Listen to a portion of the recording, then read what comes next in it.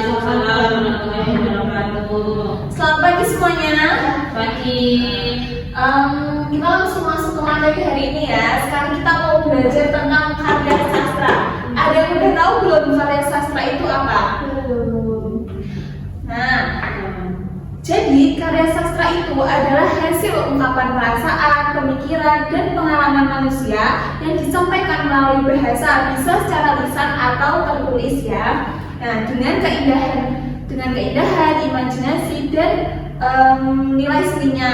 Fungsinya ini bisa untuk menghibur, mendidik, dan merefleksikan kehidupan suatu budaya. Sastra itu terbagi menjadi 3 kategori. Yang pertama ada berdasarkan ragam, yang kedua berdasarkan waktu, dan yang ketiga berdasarkan jenisnya.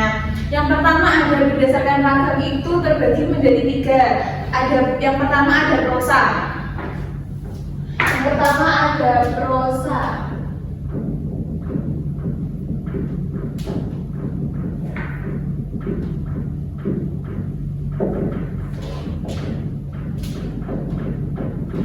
Nah, ada yang mau tahu prosa itu apa?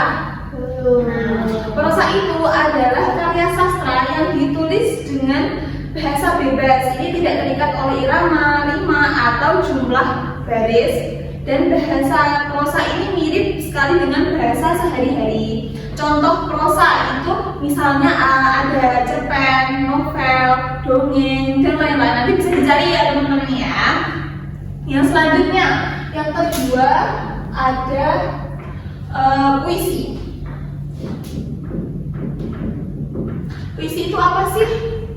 Nah, puisi itu adalah karya sastra yang menggunakan bahasa yang indah, padat, dan penuh makna. Bahasa ini memiliki irama, rima, dan ada permainan kata.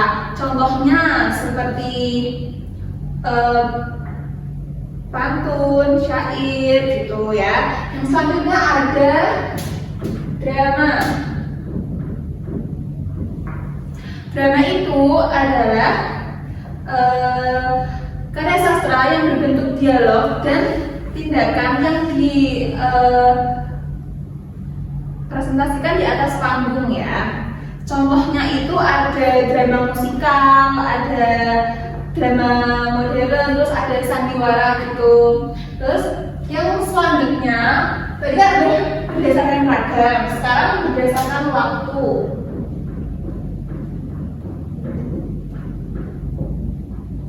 Nah, berdasarkan waktu ini terbagi menjadi 2, yang kuno dan modern. Kalau karya sastra berbentuk waktu kuno ini adalah karya sastra yang muncul pada masa sebelum adanya pengaruh budaya barat gitu. Biasanya diwariskan secara lisan dan dari generasi ke generasi. Contohnya seperti pantun lama, terus ada gurindam, terus ada legenda gitu. Selanjutnya yang modern itu tadi kan kalau kuno tadi kan sebelum masuknya yang dari budaya berpengaruh barat itu ya. Jadi kalau modern itu setelah masuknya pengaruh barat gitu. Contohnya ada novel, cerpen, terus ada drama modern juga. Selanjutnya tadi kan sudah berdasarkan ragam dan waktu. Sekarang berdasarkan jenis.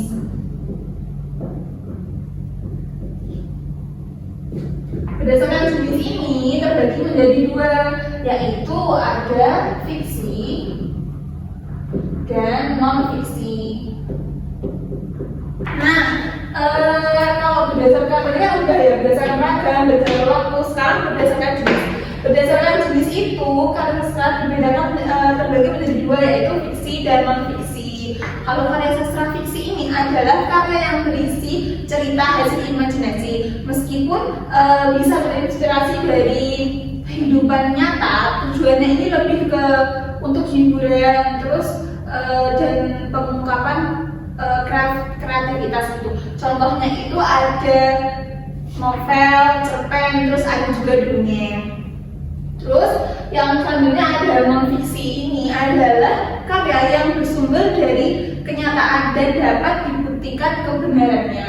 Jadi kalau bedanya fiksi dan non fiksi, kalau fiksi itu kan nggak kurang apa, nggak jelas gitu, cuma kayak imajinasi gambaran gitu. Kalau fiksi itu jelas, jadi ada gambaran nyatanya itu kayak gimana gitu. Contohnya seperti artikel ilmiah atau ya itulah pokoknya ya. Nah, biologi gitu. Jadi kan kita sudah belajar tentang karya sastra ya hari ini.